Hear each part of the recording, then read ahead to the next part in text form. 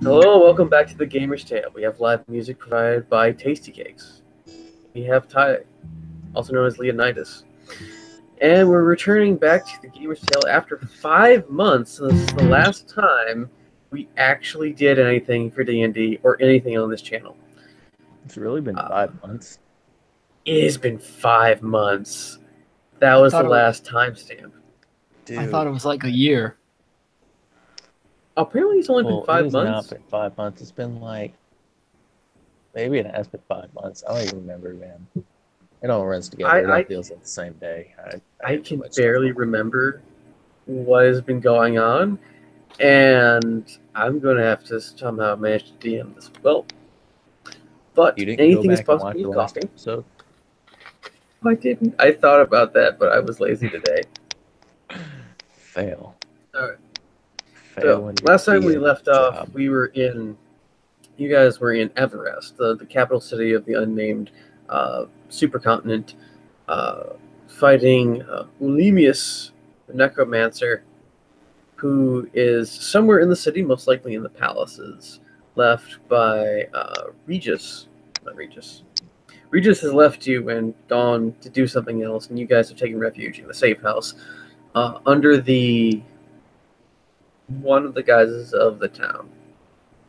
You've managed to unlock one of the green box that you had been assigned a task.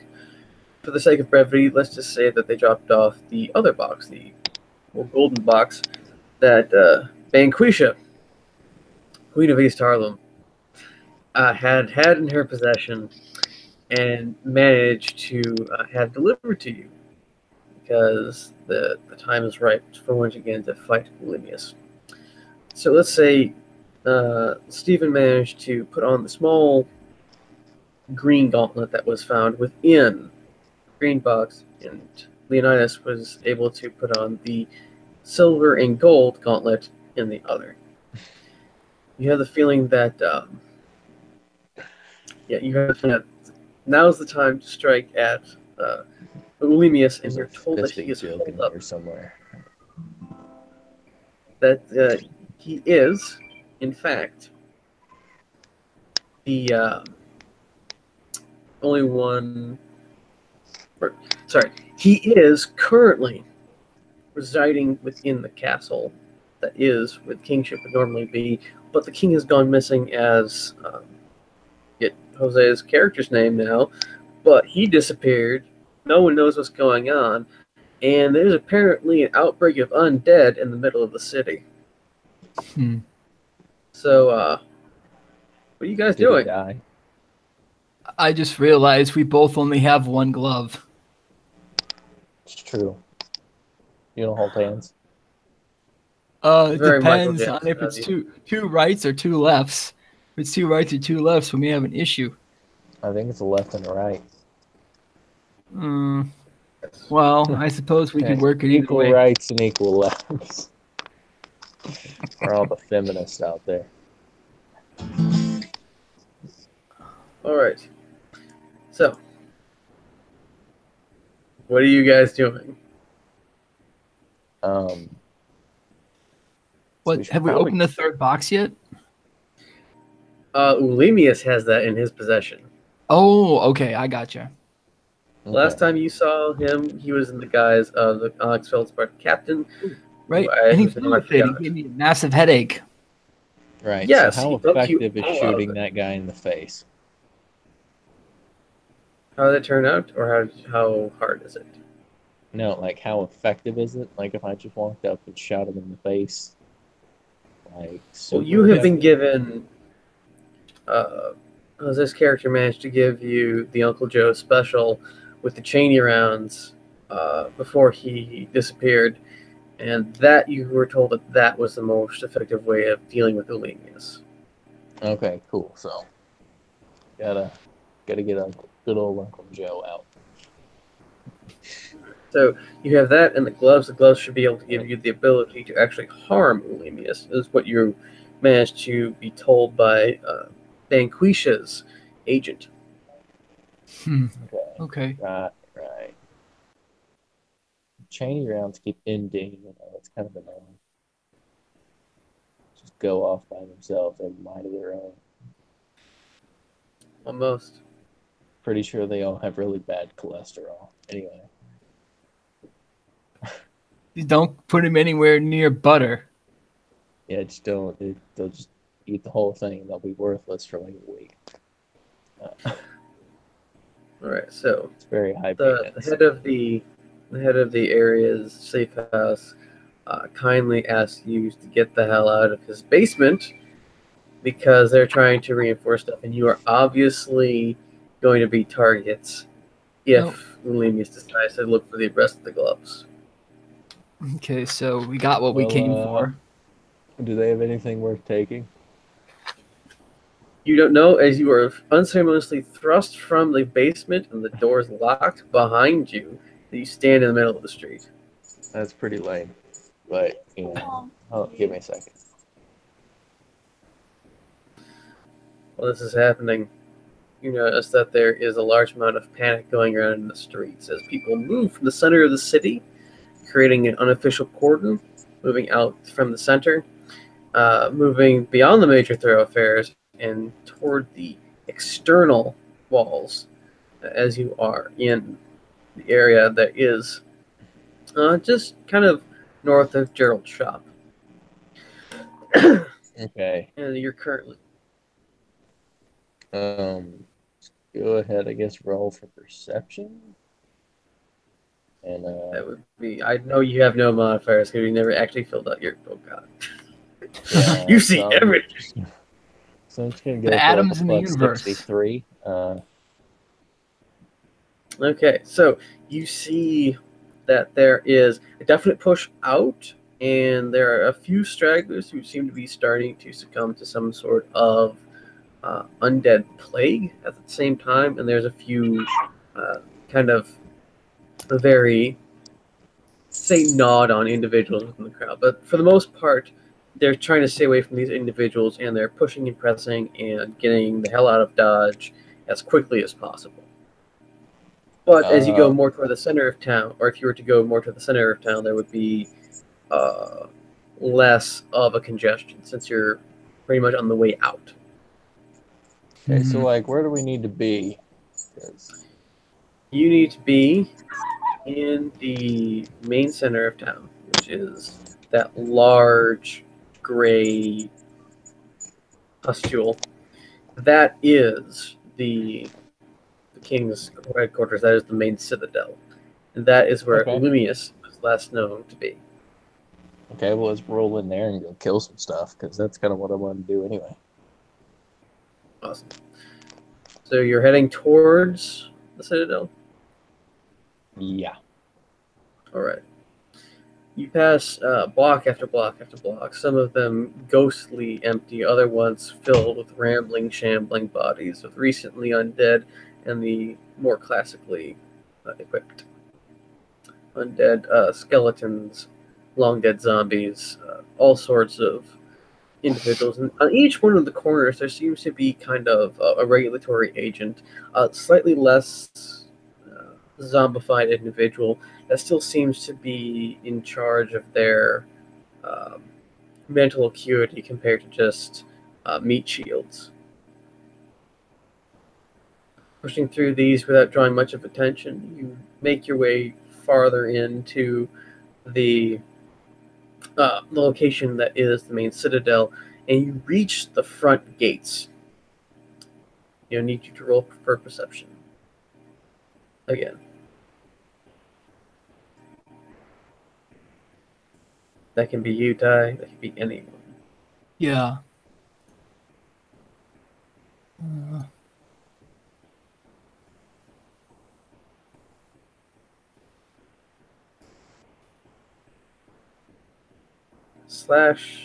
/R1d20. For those of you unfamiliar, we're using the Roll20. So what are we doing? Sorry, you're rolling for perception. To me, nobody loves them. Yeah, they're the least favorite child. It's bad news. And now they give me the thing. It's just not friendly. So, even at this distance, you notice that there is what appears to be a barricade in front of the the large front doors into the main citadel of the castle, and there seems to be people or things moving behind them.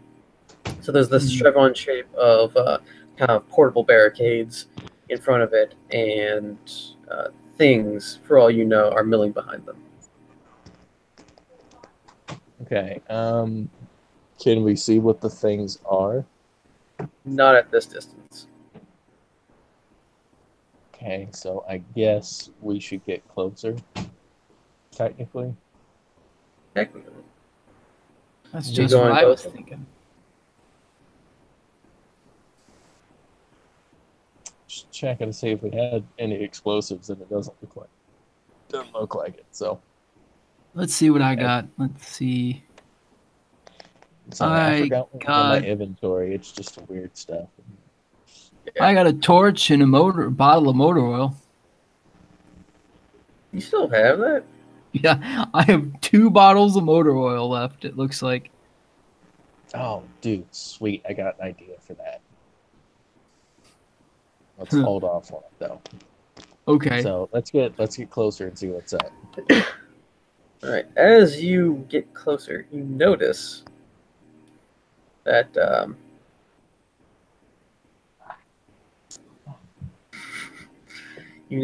there are a number of surprisingly disciplined undead behind the barricades. And as you get closer, one of them starts to sniff and turns to your direction, and a wall of spears comes out from behind the barricade, and they prepare to repel you if you approach.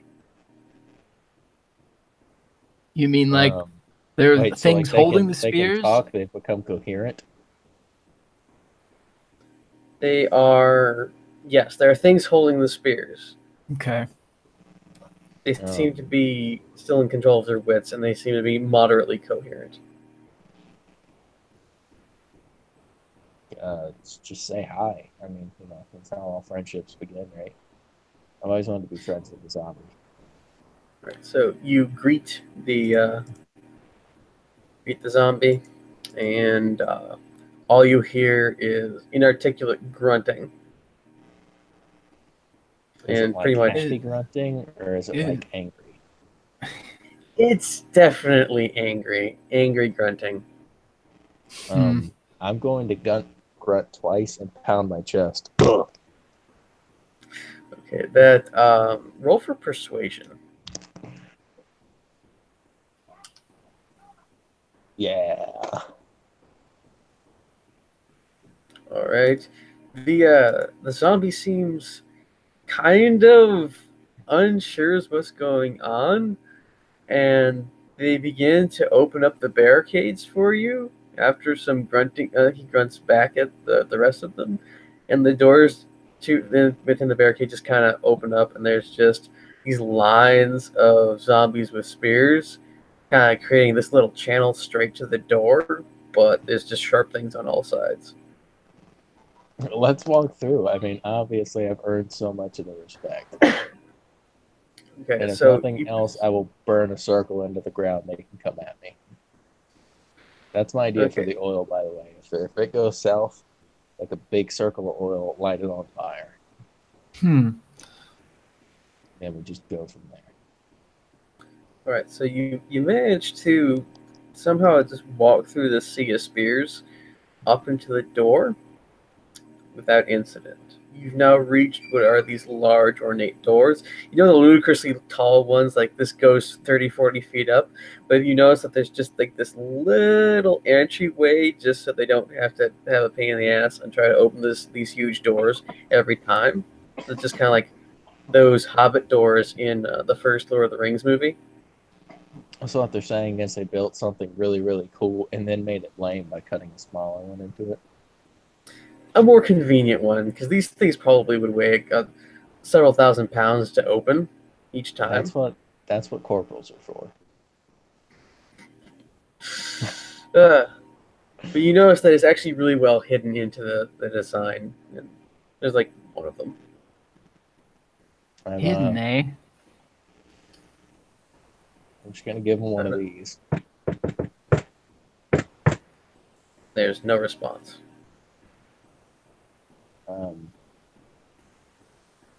Gonna knock harder. And the same beat. All right, so you do that, and there's still no response, and the zombies have closed the barricade behind you. They're all starting to kind of disconsolately shift around, noticing that you're not actually going in, and kind of starting to wonder about this. Maybe we should grunt at the door or something, or moan. Like, is the door locked? There is a handle. You have not checked to see if the door is locked or not. Let's check the handle. You check the handle. It appears to be that, yes, it is locked. So it is locked. So is there like a keyhole or something? Can I grunt at the door? You can try. You can try grunting at the door. Let's go with a grunt and a double chest pound, and I think I have some form of a modifier because it does some of this stuff. Charisma is 5, right? So I'm just gonna count that as a +3, and I'm gonna roll that up and see what's up. Oh, 4. Okay. Yeah. Ooh. Oh goodness, that's a critical fail. The door seems to take offense, and it just seems to lock harder, and the seam in the door just kind of disappears. So, can we push the whole door open? Or just like the smaller door? Is that the only one that works? Oh, no, the whole door works. You can push on this pull door. Okay, let's let me see. Go for a push on the bigger door and just roll for a strength and see if we can't get that bad boy open. You realize I said it's a pull door. Do what? It opens out. Oh, well, pull whatever. All right, so you struggle. Hey, and it kind of budges, but it doesn't seem to want to budge. Apparently, we've lost Leonidus. Fantastic. Yeah. So let's roll for him to help me. I'm gonna roll in his place. And, all right, so you're gonna roll 1d20 plus 3. I want to say. My bad. Okay, there we go. 1d20 plus 3. My bad. You just managed to start getting one of the large ass doors open, and just one of them just kind of. You get maybe a foot wide opening with the the effort to open this huge door. A foot wide. That's about good enough. I'm gonna kind of slip in. So get in. The door closes behind you and Leonidus.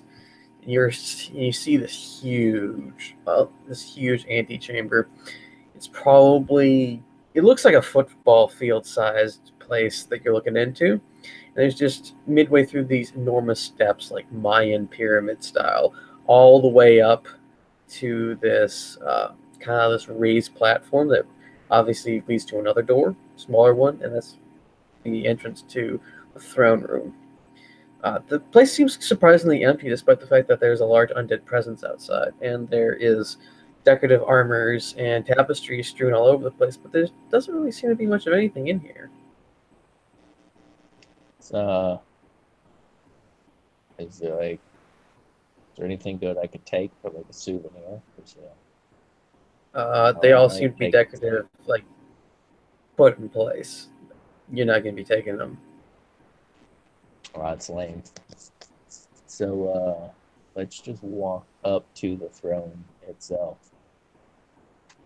So you walk up to the throne room door, which is closed. what seems like thousands of steps because of how high it is. You just come to this door and just bam, there it is. Let's give him another one of these. You hear what sounds like a distant sound of farting on the other side of the door, and this little shuffling motion, and the door opens. And you see this very tiny kind of toothless old man. You know, the ones that are like super hunched over and looks like they're always trying to go at you. And it's like their entire mouth just kind of sucks in, and they kind of look like a prune. And it just kind of peers out at you, like, "What do you want? Who are you?" "I don't want any." Close the door. I'm gonna give him another one of these, and then when he rips comes open back, the door. I'm just gonna stick my foot inside so he can't close it back. "What do you want?"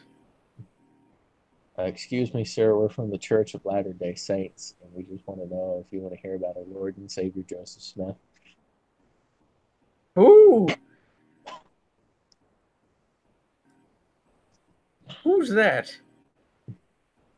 We don't really know either, but there's this really funky book we can tell you all about. He tries to close the door again. So I guess it catches my foot, and like, "Nah, bro, just kidding. We're looking for this weird lizard dude. I'm gonna shoot him in the face. So you can give me a hand with that." And by the way, what's with all the undead dudes outside? They were pretty cool, but like, you know, it was weird. "Oh, the necromancer, Slick Willie. Yes, that bastard. He hasn't given me any rent in a week. He's taking up room in this throne room.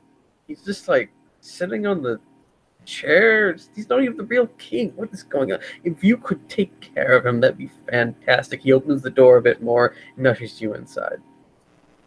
Cool. Where's he at? Then he slips out and closes the door behind you. So, where are you at, though? You're now in the throne room. There's another little raised area, and there's this very ornate throne. There doesn't seem to be much of anything in there. And after the wizened old man opens the door, lets you in, and slips out, you hear as the door locks. Can we see if anybody's Willie. Did we run into this dude before? Because I feel like we ran into somebody named Slick Willie before. Yeah. Slick Willie is Ulimius. He was the guy who was masquerading as the captain of the Onyx Feldspar. Right. So I'm just going to walk up to the throne itself and sit down on it. Just wait. It seems like you hear a fart noise because there's a whoopee cushion underneath it. Under the throne or on the seat? On the seat. I reblow the whoopee cushion and then sit back down on it. You again hear a very satisfying, very loud fart. Can I do it one more time? Let's just see if we can get some attention. As you're blowing into this whoopee cushion, a figure comes out from behind the throne. And he says, "Please don't do that."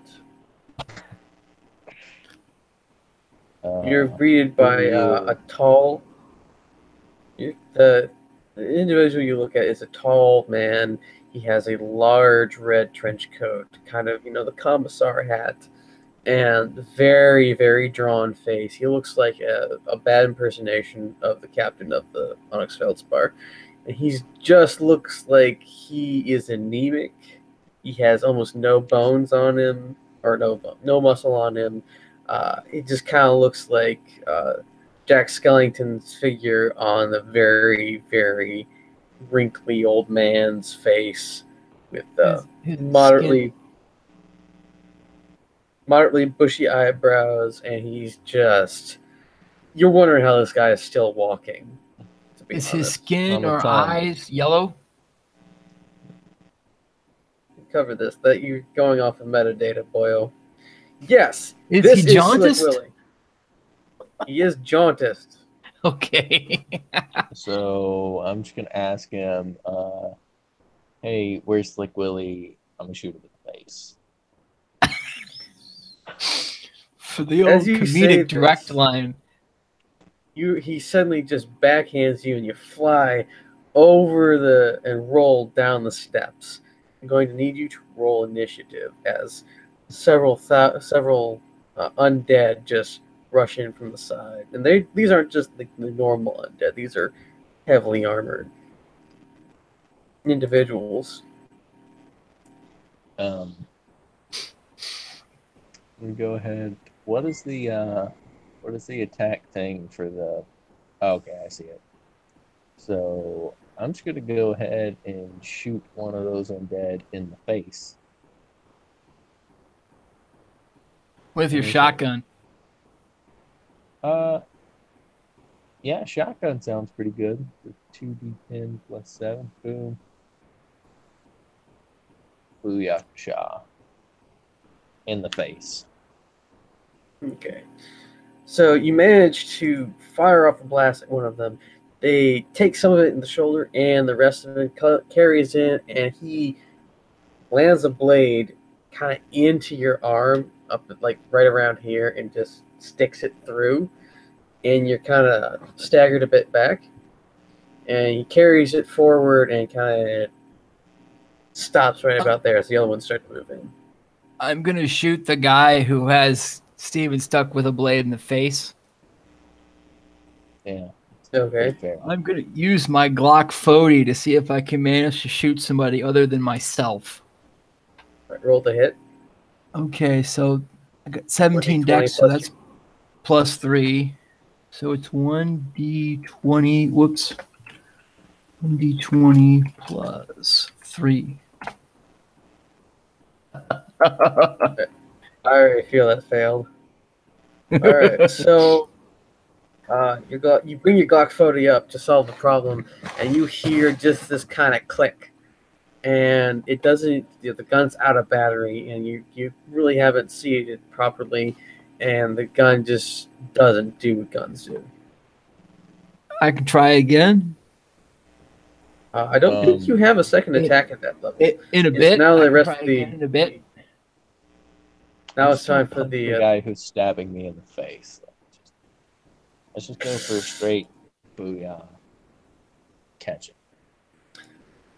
You punch his helmeted face with your hand, and you have instant regret. But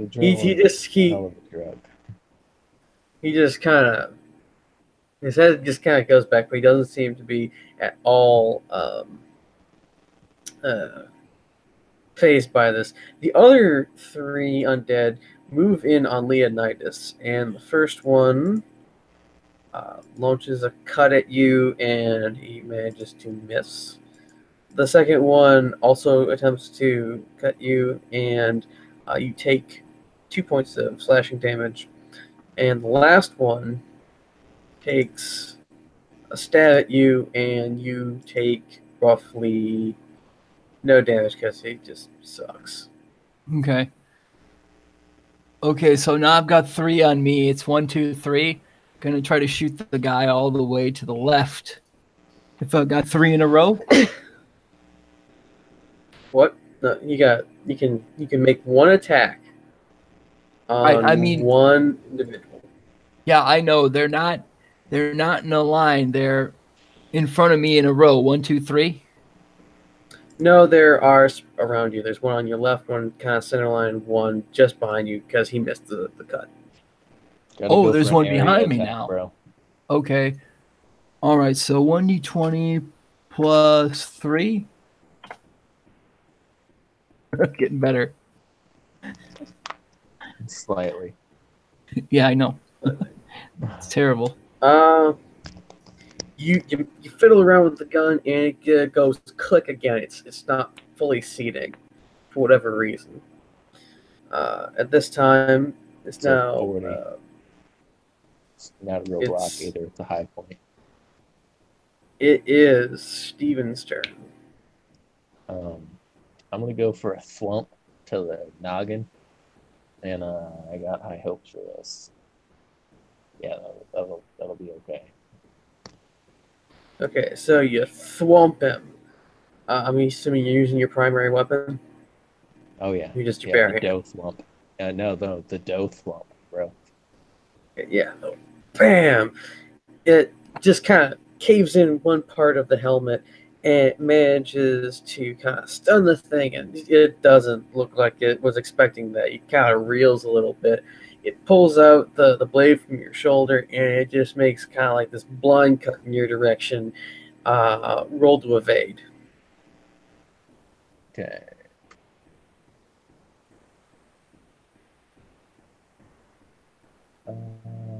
Boom. Right. You just barely try to get out of it, and just cuts you just a little bit below that area that it already stabbed into, and you're starting to bleed. You take an extra 3 points of damage.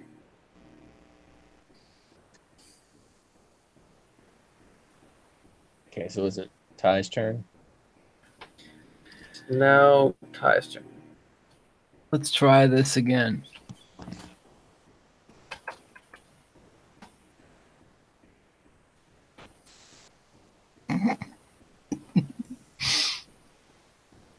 I'm going to have to go Psy after this if we're going to end up surviving or not to have a fighting chance. You still haven't managed to get the firearm into battery, and it just kind of fizzles out. The other two start just wailing on you. 1, 2, 3. You take roughly 9 points of damage from these undead, and as you're getting the crap kicked out of you, you see just Ulimius is just kind of sitting in the chair, and it's sitting as flamboyantly as possible as he begins to unroll a cigar, just like enjoying the spectacle. Do I have presence of mind enough to give him the finger? You're getting the crap kicked out of you. You do not have a reaction. Okay. I'll take that as a no. Okay. I'm just gonna go with the AK, and I'm gonna go to spray one of the dudes. Like it's just one of the dudes kicking the crap out of Ty. If nothing else, I can get some attention. All right. That's not the worst. Oh. That's All nice. Right, so, your AK just spits out the lead, and you manage to catch one of them in the face, like work your way down, and they just kind of get blown away and fall limp like in the movies, getting tossed a couple of feet when it should just be a sack of potatoes. Right on. Ty, All do right. My something turn. that isn't get beat up. Is it my turn yet? The one that Steven has diverted his attention to, the one behind him just kind of grapples him from behind and kind of puts him in a half Nelson. And Half Nelson. yes, and now it's Ty's turn. Okay. I don't know how this works. Maybe it would help somebody who watches this video as well as me. In order to use my psi powers from now, even though my gun is drawn, do I have to like sheath it or take another turn and fiddle around? No, technically we're not actually playing by any of the actual combat rules of D&D right now. But okay. if you had a weapon in hand in actual D&D, if you had a weapon in hand and wanted to use a magical ability, you would not be sheathing it, and you not have to do. You just have to be able to cast, or if it were magic, to be able to make the hand motions and to say the magic words. Oh, okay, that's helpful. I'm gonna do. There's still a guy directly in front of me?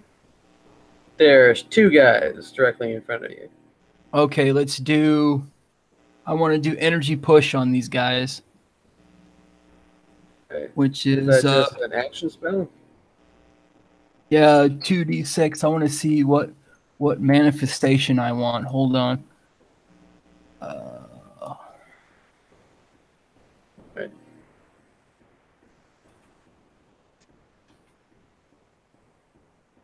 2d6 plus knockback. Let's This is the do. only problem with D&D. It takes a long time to actually get the rolls going. Yeah. Point of damage per And die. if we're going by the real rules, it would be 1d20 plus your. The thing is, if it's a ranged spell, it's off of dexterity, and if it's a touch spell, it's off of strength. Okay, In so order for this them to is overcome their spell resistance. so psychokinesis. Blah blah blah. For the purpose equivalent to powers of evocation, which means nothing to me. It says the range is medium. Standard action. So That it's pretty not much a means touch that spell. you It has have a 100. range of. It says It medium has range, 100-foot which is range. 100 foot. Yeah. Alright, so you can obviously hit these guys. Is it a Yeah. cone or is it a line effect? Energy push is a ray, which Okay, is so not that a means that it cone. will No. only be able to hit one of them Okay. in a So straight line. hit the guy on my left. I mean, there's two guys, but let's do the guy on the left. Alright. Do I have to roll a hit? So I You have to roll do a hit. dexterity again? Yes. Let's see, All ranged plus- attacks are based off of dexterity. All melee or touch attacks are based off of strength. Unless you have a modifier to be able to use your dexterity instead of your strength, which would be a finesse weapon. Okay, well that's not this because it's just magic. 16. Okay, so roll for damage, which is, I think you said 2d6. Yeah. Alright. Alright, so you summon your psionic abilities, you extend your hands, you extend one of your hands at the undead to your left, and it just kind of looks like he kind of, like someone hit him with a fly swatter in the face, and he just kind of surprised by it, so he just kind of jerks back, and it's just like, what? Doesn't really seem to have harmed him much at all. He seems more confused by this. Okay, I forgot to do that for what manifestation, but it would have done nothing. Almost nothing. I'm going to draw a shotgun, and if he's only got me in a half Nelson, I got an arm, so I'm gonna take my shotgun back out, bloof, go for the brains on the dude who's got me in a half Nelson. Yeah. All right, so somehow you managed to contort yourself in such a way as to put the shotgun to his head without getting your own in the way, and just world explodes into sound. You hear, but his head is gone. He just slumps to the ground, and you have no hearing right now whatsoever. You are just like, whoa. Everything is just all muffled in your ears. You can't hear anything, and you're just like, stuff is happening. Gravy.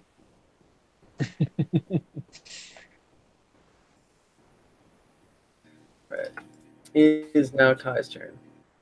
It's now the remaining undead's turn. Seeing his comrades come in, he grips his weapon in both hands, and he comes in and launches a cut at your leg. And he does a die. And At me? He managed to hit you for 5. Okay, 5. 5 damage. Yes. Let me hit He a rolled a subtract. big- No, because of the accuracy of it. Bam. Oh, God. You have a severe cut on your leg. You can still move, but it just hurts. You're not in any way about to be crippled or anything at all, but it just stinking hurts. A little Okay. gimpy. That ain't no big deal. Yeah. Get me to a physic later. Let's get physical. Physical. Ew. Oh dear. All right. Is it my turn again? It is now your turn, Ty. Oh, good. Okay, I'm gonna do energy bolt this time, and I'm gonna manifest cold, which is gonna give me, according to this, if I manage to actually hit stuff, +1 point of damage per die, which in this case would be, I think it's like 2. It's not a lot. It's 2d6 plus 1. If that's the equation that they have there, that means that. Oop, my bad. I didn't mean to do that. Ignore those two. All right, I will. It says 5d6 in a 120-foot line. Okay. Okay, so 1d20 plus my dex mod, which is 3.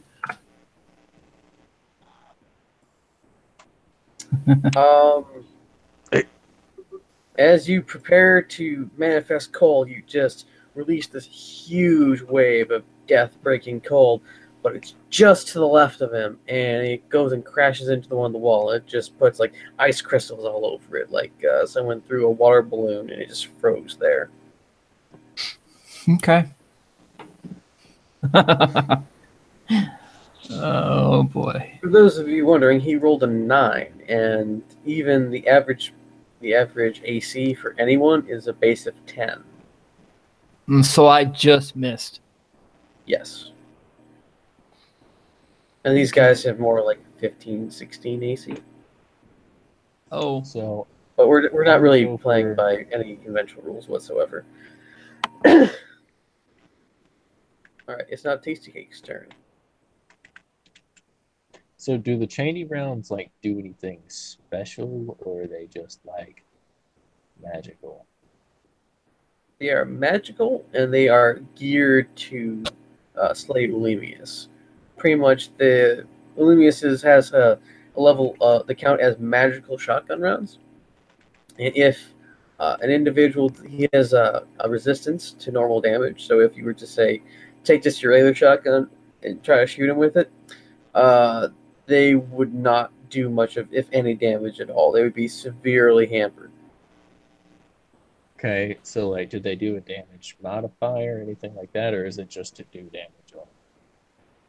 Let's say for now they do an additional 1d8 to whatever the Uncle Joe special would do. Okay. So I'm going to I'm just gonna assume that it does the same thing as my normal shotgun because I don't want to make more stuff.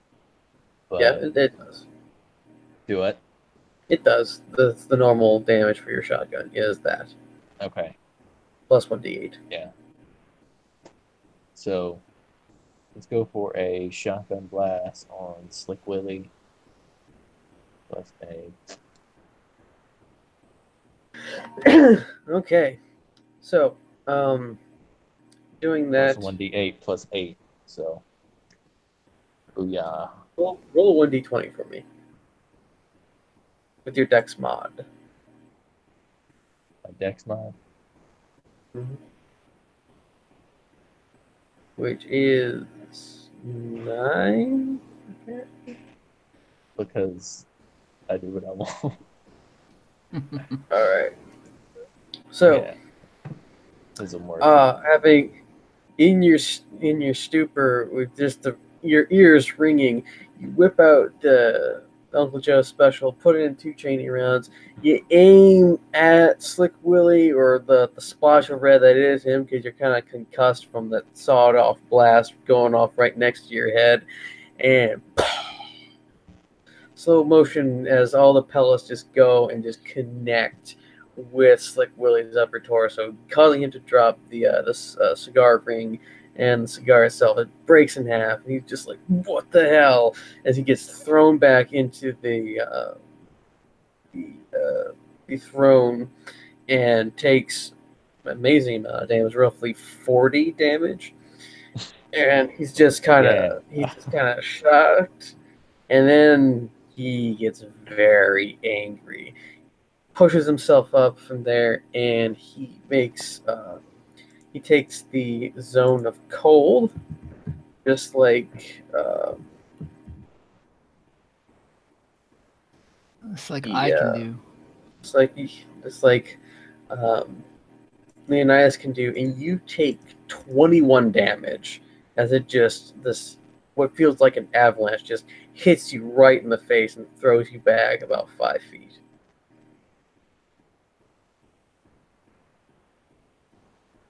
Right on. Yeah. All right, Ty. It's now your turn. Okay. I gotta try to get this guy. Even though I'm like, that won't do anything to him, but I can probably kill the minions. Try to kill the minions. There's one Go minion for the minions. left. Yeah, minions are. So, gonna do energy bolt again and cold like before, so I can get a slight bonus if I can hit something. Okay. You managed to hit. Okay. So then we're gonna do 2d6 plus 2, or sometimes I get confused by this. All right, so he takes it full in the chest, and he starts to crystallize with the cold, and he just armor's grinding against itself, but he is not down yet. But he looks pretty bad. All right, it's now Tasty Cake's turn. Wait, yeah. Let's just go for a normal shotgun blast on. How many minions are left? There's 2, right? One. There's 1 minion left. There's What one happened minion. Oh yeah, no, to there's number 2. 2? Nice. There is 2 minions left. I was gonna say he minions blew left. one's head off. Let's take a 44 shot. Yeah, let's go for a shot with 44 on whichever one has the lowest amount of health.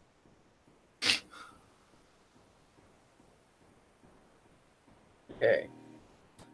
So that managed to let off 2 rounds at the weaker looking 2, and they one just harmlessly hits and just kind of crumples in part of the armor. The other one gets right into the little part where the throat is, just a little opening, and blows out the back of his neck, and it just crumples to the ground where he's standing, and you wondered how his head didn't go off. And there's only one individual undead left. And seeing the last of his comrades go down, he rushes up to you, double hands his sword, and takes a swing.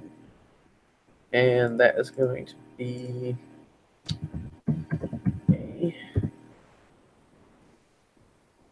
just misses you, just kind of clinks off the side of the shield that you have strung across your back, and he's kind of frustrated. He's going to swing again and try to go at your head. Do I roll to evade? No. You manage to turn. The blade just kind of smacks into the shield, and it just thuds because it matches your armor class, which is apparently 19. And you just feel the impact and nothing else. He's spent. All right, now it's back to Tasty. That's him. Okay. Yes. Or is it Ty or is it me? Back to him or me? Oh wait, no, that's right. He just took a shot. It's now Ty's turn. Okay, yeah. I'm gonna try to bolt the guy again to finish him off. He is like right next to. Oh, I didn't do it anyway. Oh, you're gonna hit me. I didn't do it anyway. Just like, and you just get this horrible, what feels like an attack of arthritis. Your hand just kind of clenches up into a fist. It's just like, oh my god. and the psionic energy just kind of flows back in, and you just kind of feel the joints start to kind of crunch and freeze a little bit. It just like probably the worst pain you've ever experienced in that hand. That sounds like it hurts. I'm just gonna turn and contact shot with a shotgun blast to the face of the dude who buried buried the sword in my shield. Yeah. All right. So you take your normal shotgun, you just shove it straight at his eye holes, and you fire, and the concussion you just feel a concussion in your shoulder, and the helmet and the head just kind of disappear into this tinfoil tomato soup can spray against the wall onto the door that you guys had entered. Like someone just blew up one of those cans of condensed soup, and there's just like all sorts of bits. Awesome. Because he's already halfway deaf, going the other 3/4 doesn't matter. Am I covered? You're not covered. It went one way. I mean, am I covered anyway? I mean, I blew one dude's head off already. It was like right by It's already kind of like on your back. It kind of looks like if you were standing way too close to JFK on the motorcade. True. I just wanted to see if I could intimidate.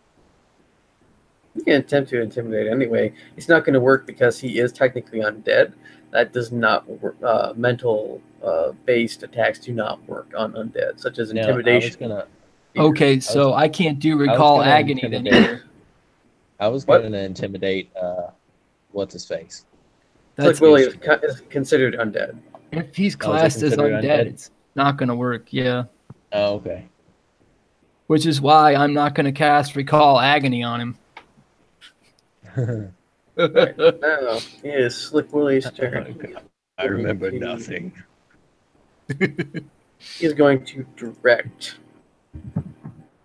a little fireball magic missile at Leonidus, and you take 3 damage.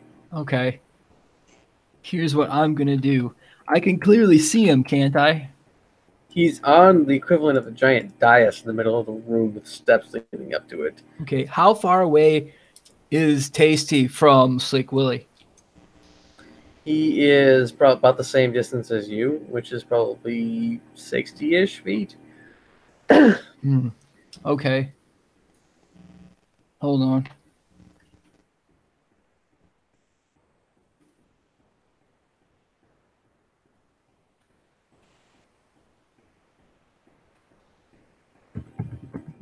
Let's see. What's the distance of this spell?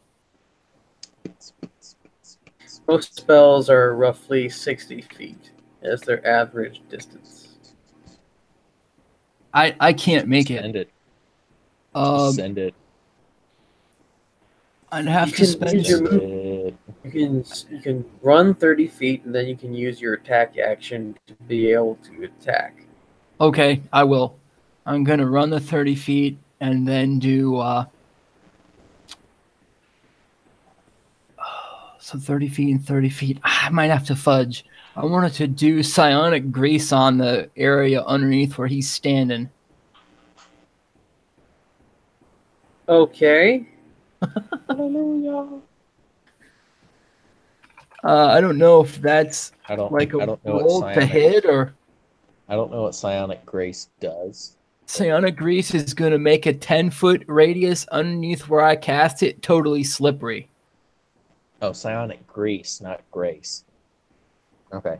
Psionic grease, yeah. All right, so what's the distance on the spell? Not the area of effect, the distance on the spell. The distance of the spell is 25 feet plus 5 feet every 2 levels. All right, so what? You're level 3 now, so 5 feet every 2 levels. I can't fudge it. You have a 30-foot range, and it creates a 10-foot area of psionic grease. Yeah. So you run 30 feet, about 30 feet, and then you can 30 feet away from you, you can put another 10. You can put a 10-foot area. Yeah. That sounds Gucci to You're me. not going to fudge it, is what I'm saying. Okay. So I could do it, or Yes, you can do it. Yeah, you can totally do it. Just don't fuck it up. yeah, okay. Gucci. Okay, so this psionic magical grease just appears. Looks like Slick Billy possibly messed himself if you're looking down from above. Just this pool of this viscous oil just appears Why is it white? around It's in my hair. Slick Willy. Around Slick Willy. And I think he might have to make a save of some manner It tastes like salt and pineapple. to avoid falling on his butt. Probably a dexterity save. It's the grease spell says reflex. So yeah, probably. Dexterity save. That was the wrong roll. Going to run that 30 feet. He auto crits that, and he just kind of moonwalks out of it and just gives you the stink eye. It was worth and a couple of try. double birds. It was And worth then a try. he is going to cast a magic missile Oh crap! at Hasty. Crap! Take 8 Bring it. additional damage. So should I do anything in the meantime? Because Magic missile always hits. That's the only problem with magic missile. Really? Yeah, magic missile Oh. is like a homing attack. That's why one of the most useful spells, other than fireball, that most wizards know. Okay. I was wondering why, when he did it before, there was like no details about how to evade it.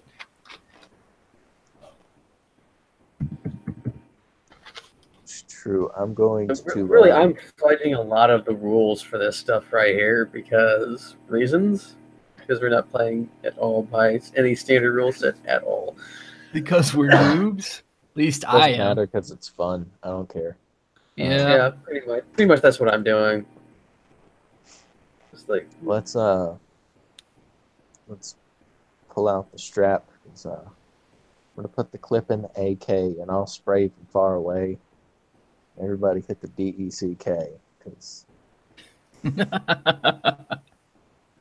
all right. Let's, So yeah, operate. So, pop, pop, pop, pop, pop, pop, pop, pop, pop. You just hear the gun going off, and you feel it kick the muzzle, and you just kind of hose your way up, and you manage to hit Slick Willy, and he takes about half the damage that you just dumped into him because of his resistance, doing about 14, and so he just kind of does the shake thing from the movies, and kind of steps in the grease a little bit, slips and falls on his ass.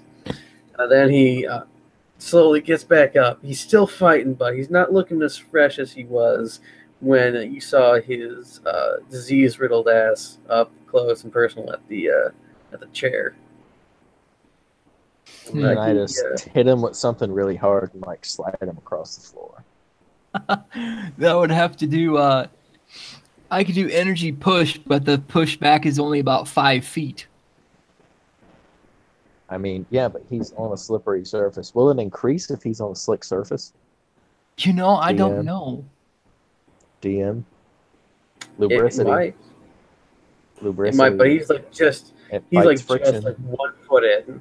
You'd have to ties to his, if you're looking from his position, ties to his right, and if he pushes from that direction, he's just going to kind of be pushed out of the grease. To push him off the grease. Okay, I'm pretty sure the duration in the grease is only 1 round per level.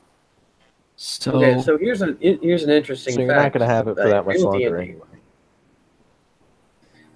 So in real D&D, each round lasts about 3 to 5 seconds.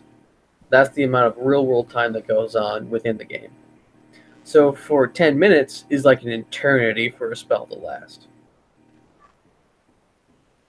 Okay, well, So while it seems to be taking a hell of a lot of time here, in the character player's mind, this goes bam, bam, bam, bam, bam, bam, bam, bam, bam.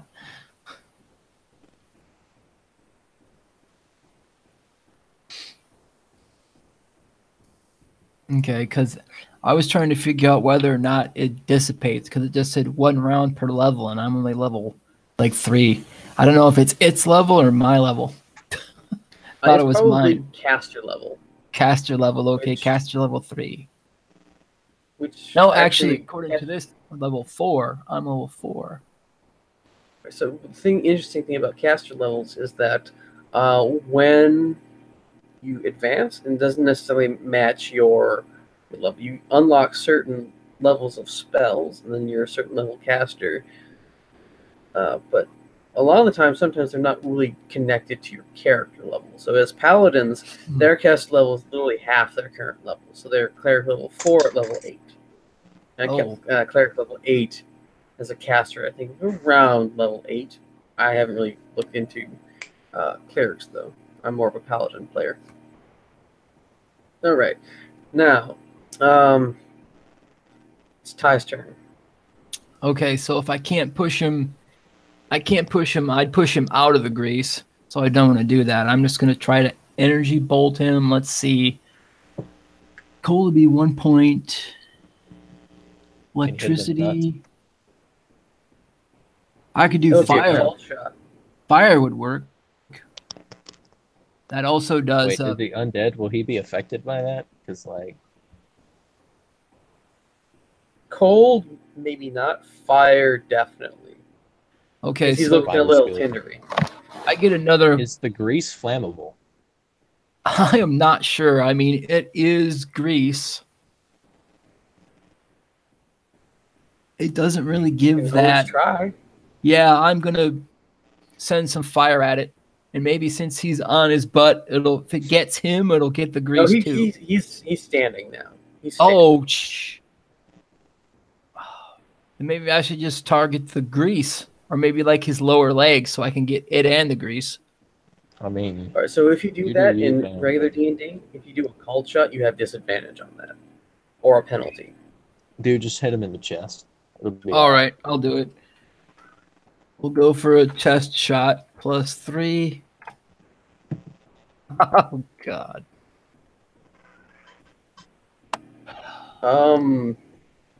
So as you get ready to send fire at him, you just feel that arthritis strike your hand again. This time it's burning, and you're just like, and it fizzles out. Now so it takes the Cakes' turn. So on a scale of like ice water to chlamydia, how bad does that burn? That burns about wet hands and -40. Yeah, fair. It's fair amount. Yep. Let's get up. Let's move. 20 feet? I'm gonna take a shotgun blast with the Uncle Joe special, and I'm rolling a flank and get broadside. So I want like heart and lungs, pretty much. Okay. So you go to the side, you take aim, boom. Not all of the pellets hit, but they just kind of catch him just a little bit, and he takes again half damage from. No wait, this is the Uncle Joe special. He takes full damage from that, and he's just shredded from the side, and he just kind of whirls around, and somehow manages to keep his balance. He whirls through the grease and just kind of battle tops his way to the other side, and somehow manages to catch his feet. If you weren't fighting for your lives right now, it'd actually be kind of an impressive dance move, and you'd be wondering how he did it. But he's standing there looking at you, and he launches another. He launches a fireball at you, and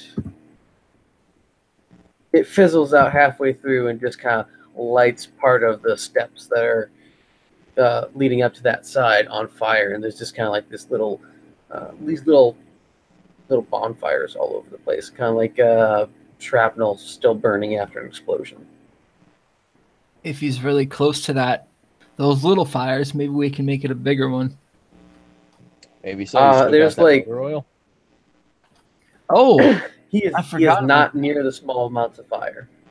Okay, The small amounts I of still fire, have. if it's between you and Slick Willie, that's probably about 30 feet in. I still have those 2 bottles. Can you throw them? Do you have enough strength? My strength is only about Give 10, them to so I'm me. guessing not. All right, I will. I'll give them both. You ready? Yep. Okay, they're off my sheet. You're going to have to run over and hand it to him. That's going to take your move action and your My attack turn. action. Okay, Mm-hmm. I'll do it. All right. Wait. You're not going to be able to do that. You can make a tie. You can get within 10 feet of him, and you can toss. Okay, You can I toss will. the oil bottles. And we're going to need I'm going to need Leonidas to make a strength check, and I'm going to need Tasty Cakes to make a dexterity check because he's going to be catching them. Okay, so I got no modifier for that, so it's straight D20. Okay, so you toss both of them, and Tasty does just not even looking, just catches them out of the air like he's some sort of monk. And he now has 2 things of oil. Dope.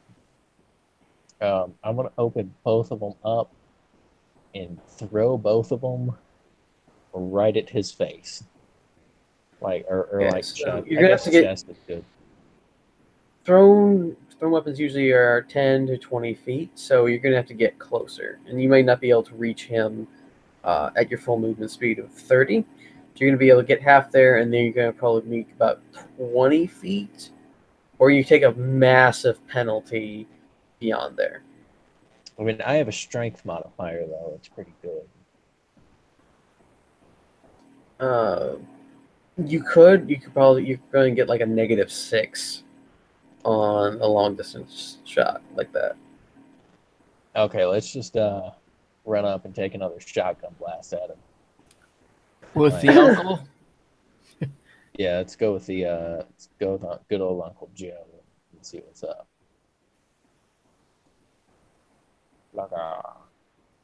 Okay, so bam. You fire the Uncle Joe special at him, and it just spreads out. It manages to kind of pepper him some more. His robes are just shredded.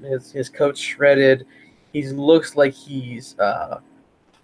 looks like somebody really took the time to put this through like a paper shredder, kind of, but somehow it's still all kind of clinging to him. He's looking bad. He's going to attempt to cast Fireball at both of you, doing a cone of flame. Uh-oh. We're kind of close together, aren't we? Is that Hey, Ty, do you have evadable? Fireball? I have Energy Bolt. I can manifest as fire if I want to. Ooh, And fair. it has 120 Hit him. foot range. Okay, so he focuses in, and just this huge cone of fire comes from roughly where his mouth is, or if you prefer, from his loins, and it just goes. It ignites the grease at his feet, setting the throne on fire. But each of you take about 10 damage. You're almost down, Tasty, and Leonidas is severely injured. That would be, if I got my count correct, that would put me at -1. Oh, okay. So Leonidas Ty's is dead. unconscious. Okay. He is unconscious right now. I'm gonna go ahead and use a med At kit. 10, right? Yeah. Because I do Okay. have a med kit. Okay, yeah. You can use your turn to get over and try to stabilize him. Oh no, I meant on me. Oh, Like that sucks for him. But my med kits are for me, dude. Like okay. I mean, So I'm close. He's not really gonna bother with him anymore. He's not my problem. roll Like, roll 2d8. Roll 2d8, and that's how Fight much you'll heal. first, and then 2d8. All right. So the thing of it is, when you're unconscious, you have 3 death saving throws before you are officially dead. Okay. Do I use like an intelligence modifier or anything for? No, it's just you applying it, and it's going to be 2d8. Cool. All right. So you gain 10 hit points back. You're roughly about 11. So another one of those attacks, and you're down yourself. Okay. So that's right, with so that. now That was using the med kit, right? Yes. Okay. All right, Leonidas, I need you to roll a death saving throw, which is just a straight 1d20. Okay. You're looking for a 14 or up for the roll. Otherwise, you fail it and you get, oh god.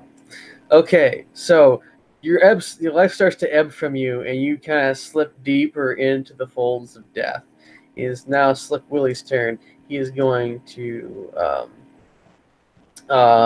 move away from the burning throne in the center. It's starting to actually lap at his his coat's actually on fire right now, and he starts to run down the thing, kind of like the Nazgul in the first Lord of the Rings movie when they lit it on fire and it just ran off. And now he's pretty peeved. He's struggling to get his coat off so that he doesn't burn undead alive, or whatever, however you want to call it. How close is he? He doesn't burn to undeath. He's probably about 70 feet away from you now. Okay. How big is this room? Massive. Okay. The room you just left was like, how much hit points? He's probably about 3/4 down. Okay, fair. Let's go to take a shot with the AK since he's out of range from me, but you know, right? Yeah, so run the 30 feet or yards or however many up, and then bam, make shots.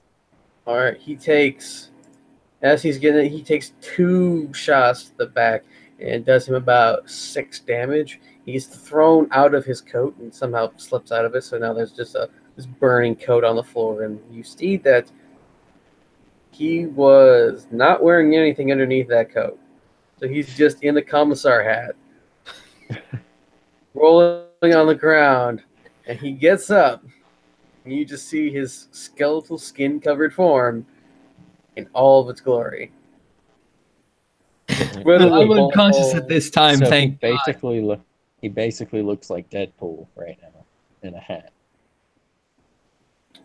If Deadpool were just skin and bone, yeah. True. He kind of looks like a walking mummy at this point. All right, so he is going to attempt to summon undead. He manages to summon one undead, almost looks like his twin, just kind of somehow rises up through the floor like a spirit and just appears, and it proceeds to run toward you but doesn't start to reach it. It is as naked as he is, and it's probably about half as ornery.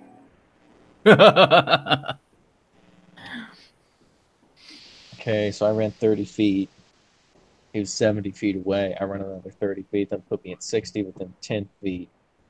I'm going to take another shot with the Uncle Joe on Big Boy. And let's see what's up. All right. Boom. With that, you managed to pepper the top of Slick Willie with the Uncle Joe special, and he is barely hanging on. You see like part of his hand go missing with that blast, and like it's a couple of ears and maybe his nose at the same time, and he is just a mess of blood at this point that just happens to have legs and is standing up. He is severely wounded, and his undead begins to kind of twitch as the connection between him and the necromancer starts to begin to shake. Okay, so I guess it's Ty's turn to try and Yep, he's going to need to make another... Keep death He's gonna from need giving me a another... big hug. Yeah. Okay, Hey. so you actually kind of stabilize. So in D&D terminology, you're no longer within danger of death. You stabilize, you go back to 1 hit point, and but you're unconscious. Okay. All right.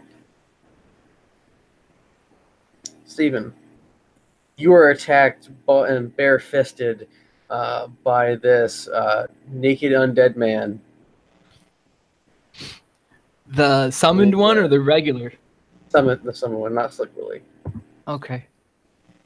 He just kind of butterfly punches you, and you're actually kind of amused. It kind of tickles just a little bit, and you actually kind of feel bad for the guy for this display.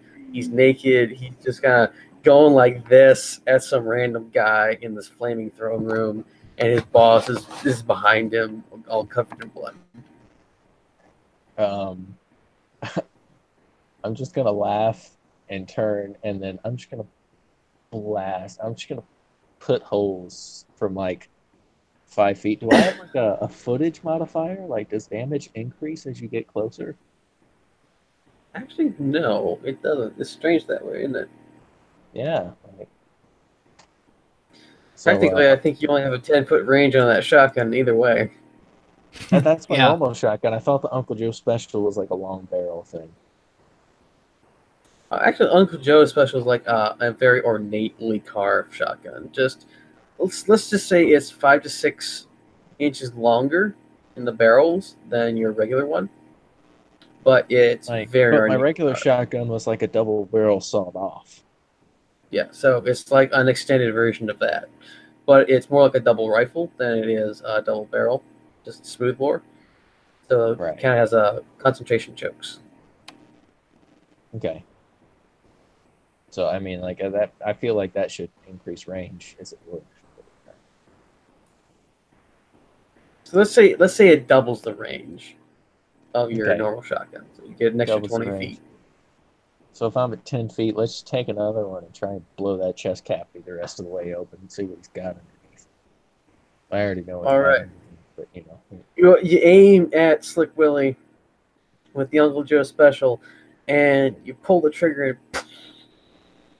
the extra weight of the gun just kind of pushes it up, and Slick Willy just has this like huge, unrealistically two-fisted sized holes just appear straight into his chest, and you can just like see through him. It's like this in his chest, and he just kind of starts twitching, and he just collapses and starts to kind of...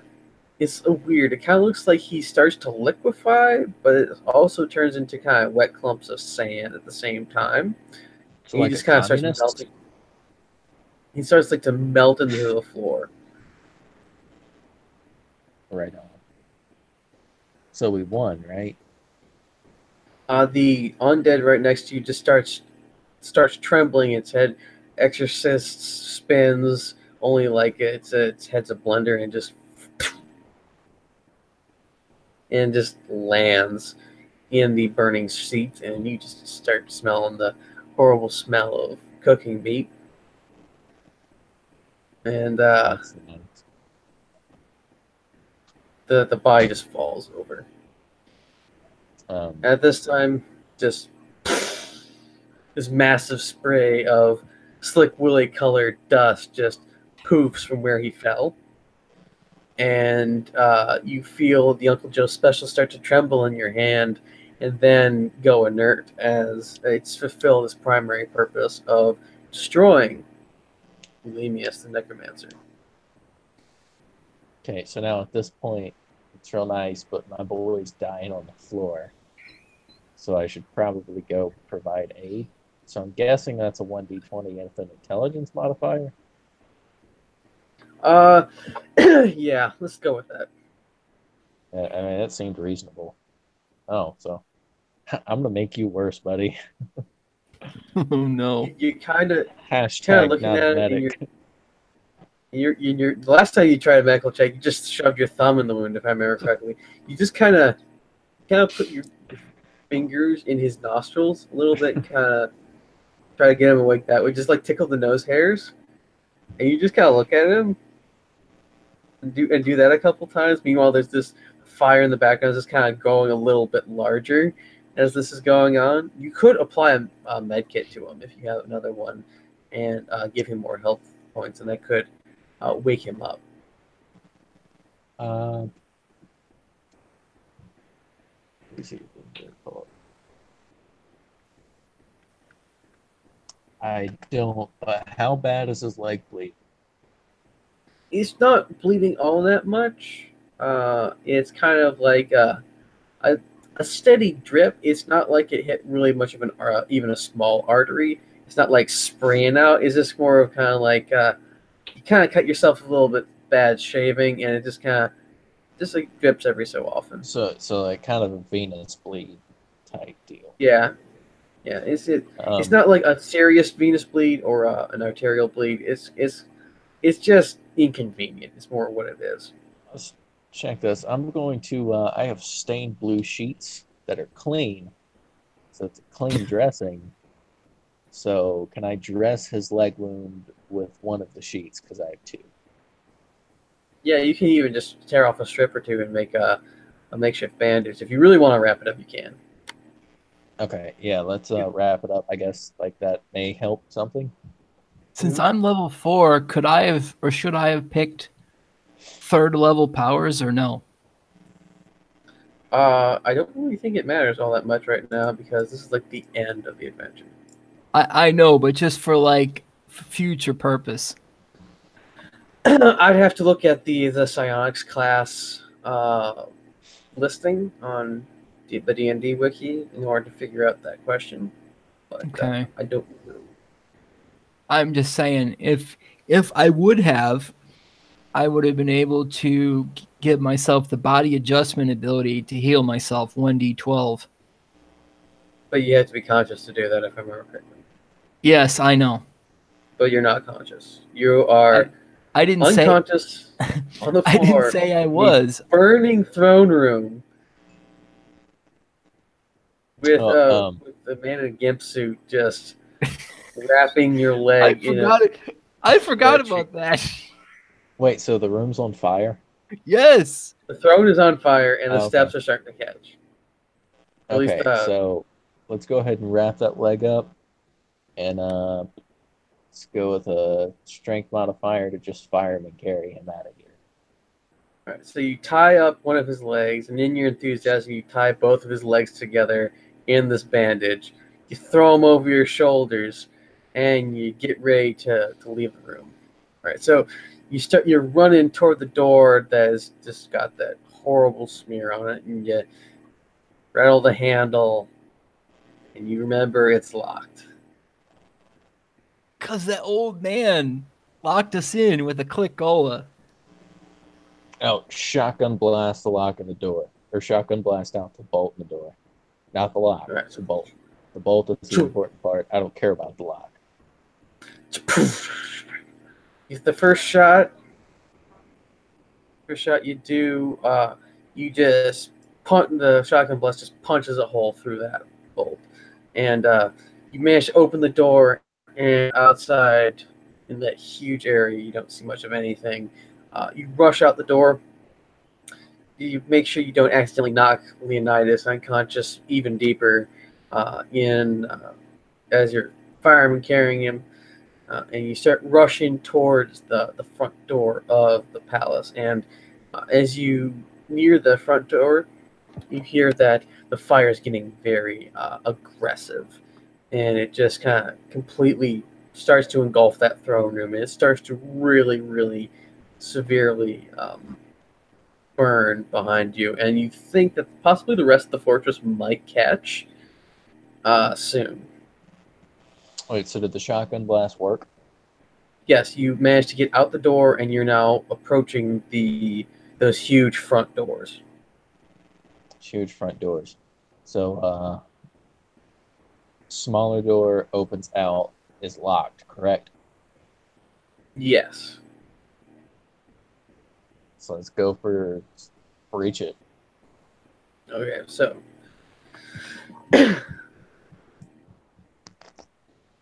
I'm just gonna double shotgun blast. Boosh! Hit the door. you blow out the lock. The door just kind of flat breaks open, kind of like those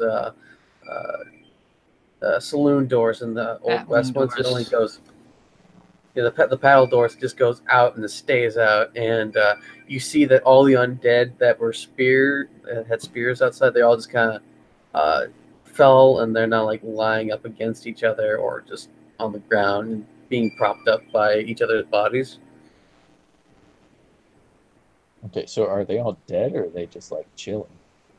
They are inanimate corpses now that their Ulimius control was broken. Okay, right on. I'm gonna boogie right on past him and let's take him somewhere good. It's let me roll for perception, I guess. Because I mean, if we're outside of the thing, we're more or less out of the danger zone, right? The rest of the building sounds like it might be catching on fire as you go, and the fire is getting much more intense behind you. So let's keep running out for sure and run past the zombie. So you run forward and you manage to get to where the barricade is. You push it out of the way one-handed, and you rush out and you just keep booking it down Main Street, the main road that leads up to this, and you're just running, and minutes go by, but all you can think of is getting out of there and finding some place to be able to wake Leonidas up at. And you see that there's on one of the signs, it appears to be a medical facility. Okay, that's what I was going to say. I guess, see, I guess crappy roll for perception, but which way is it? It's off. It's like it looks like a small doctor's practice on the right hand side, on your right hand side of the street, and just like kind of a door with a doctor's name over it, and it's got like a symbol of Caduceus on it, like a small clinic. Okay, yeah, let's run in there. All right, so you rush in. You have a little trouble with the door, but you just kick it in, and you manage to get him on one of the examination tables, and there is just bunches of cupboards and drawers in the room. Make a search check. This is based off of your wisdom modifier. Investigation? Yes. So everything. Investigation's intelligence. +2 for me. So yeah. Roll for a check. Boom. Oh man. You just plow your way through all the drawers and you just find something. You're not really sure exactly what the compound is, but you just remember from your years of fighting and doing stuff on board that these are the get up and go syringes that people would just like shove into other ones, and it's kind of like an adrenaline needle kind of a thing, only probably more drug based. Okay, I'm going to take all of them because that's just the way I do things. And how many are there? There are a handful, about 5.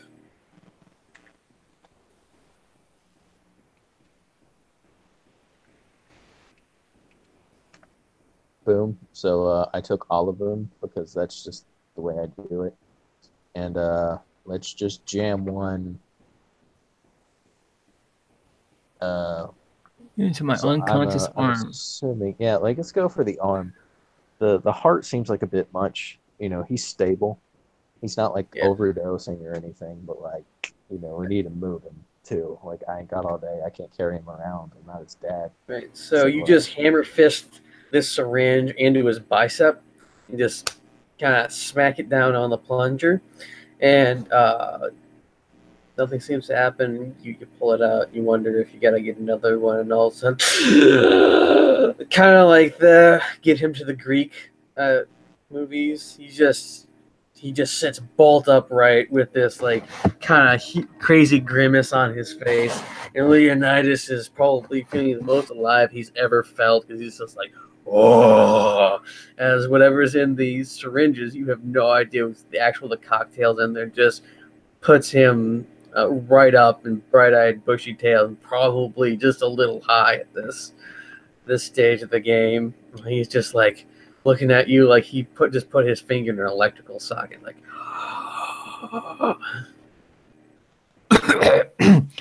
So, did we win? Putting a finger in your butt. You weren't gonna like that.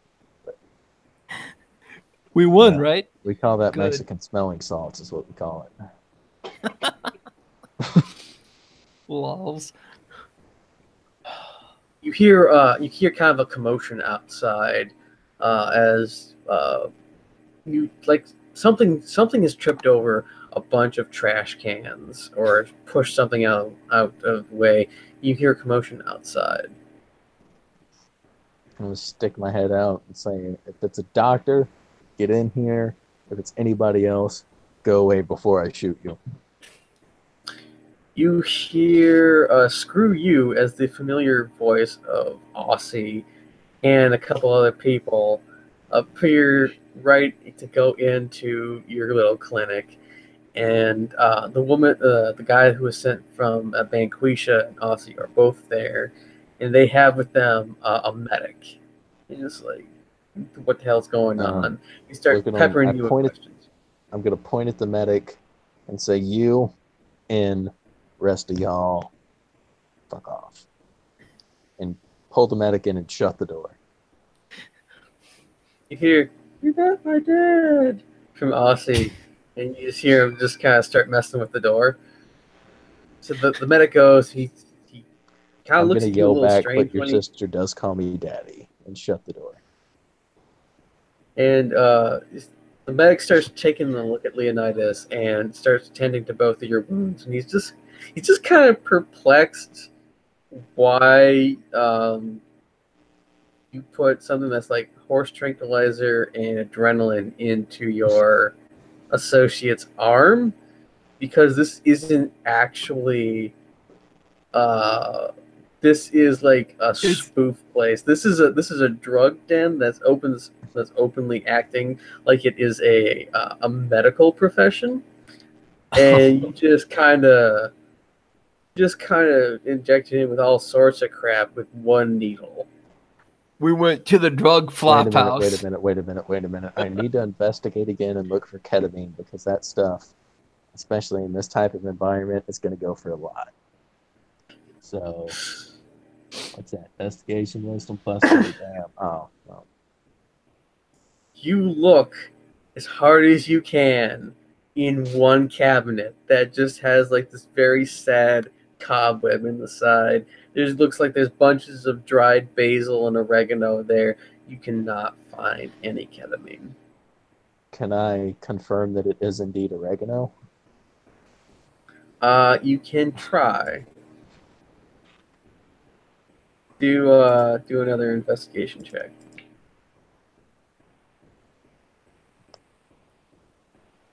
Is pretty much not oregano. You're like, oh yeah, this is not oregano. I'm gonna take that because it helps with my glaucoma.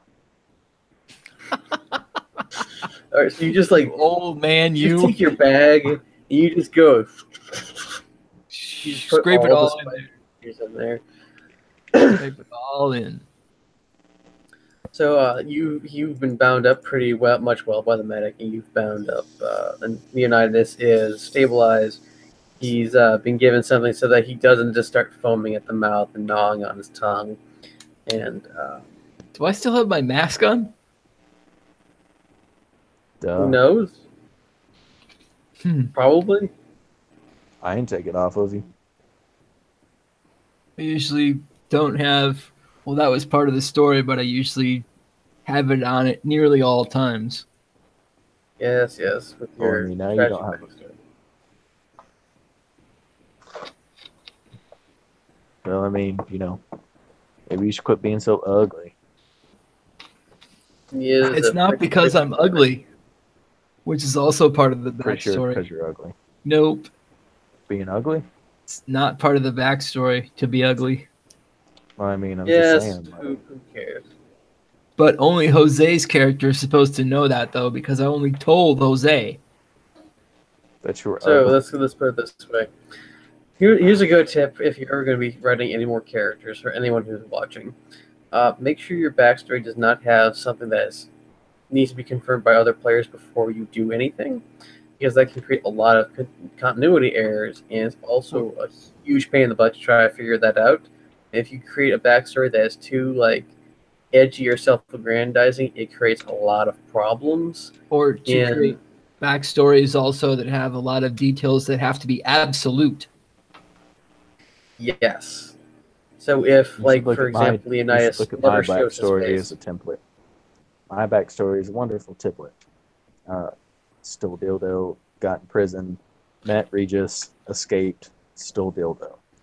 Six part. There's thievery. There's friendship. There's prison. There's a The prison break. backstory in 6 There's a easy dildo. steps because 2 of them are the same. Well, yeah. It's quite. Well, I It mean, you actually have to is a get pretty decent one. like it doesn't even count as a prison break if you don't get your stuff back. So I it's mean, it basically was more like a runaway. Right. So we're gonna fast forward just a little bit. Aussie manages to somehow convince all of you to come back with him. Get paid the money that you were supposed to do because you rid the land of this horrible dictator, and the true source that was afflicting the land. Banquisha offers you her rightful side at the as ruler of East Harlem, Stephen, and well, what do you do with that? I'm gonna say no because you nasty. You don't know how I know because I got your dough, and it was gross. I had to wash it before I stole it. It's part of the story I didn't tell everybody, but it's stem. All right, so Leonidas, you're Hashtag looking fake to. tell. So after turning down the literal keys to the kingdom and leaving yet more heartache and heartbreak in your wake, you and Leonidas, not together because that would be gay, sail off into the sunset to find the Onyx Feldspar that still has a bunch of super beefy berserkers on it, who have way too much pre-workout, who are still piloting that thing, and you have to go find it. I should have tried to call them in here. They were willing to fight by our sides and kick people's butts. Oh yeah, it was probably would have been a good idea, but I didn't think about that. I totally forgot about them. Remembering this very important detail, you begin a long and possibly unfruitful journey to find the Onyx Feldspar and the pre-workout. And with that, we'll round up this. If you I was going to say, if I could telepathically communicate with them, if they were friendly, and we've done it before, I have the range that is would like be no. Intelligence modifier times 10 miles. You would have had to communicate with 200 different guys already telepathically, and you did not have enough time to do that with that. Okay. So that's sets up for any future adventures. Mm-hmm. But we're actually going to be exploring the next campaign just before the Onyx Feldspar was actually made and its original crew. For those of you who don't know, the Onyx Feldspar is a magical airship that is actually several thousand years old. But if you want to find out about that, tune into our next campaign, and you'll find out what happened before that. It can be on the sea too, though. It's kind of like a seaplane, but different. Yeah, that is actually kind of the cool part. It's like a seaplane, and it can land on pretty much anything you need. It's a seaplane. We're in the 1930s here. Can we have our words and shitty airplane back? Anyway. Without further ado, we close out the Adventures of the Onyx Feldspar campaign with the hope of new adventures with Leonidus and Tasty Cakes at some future point, and after the second campaign. Will be known as the Forging of the Onyx, first crew of the Onyx Feldspar. Without further ado, cool music plays, lights go down, and we'll catch you next week or whenever, because who knows when we'll come back. Bye.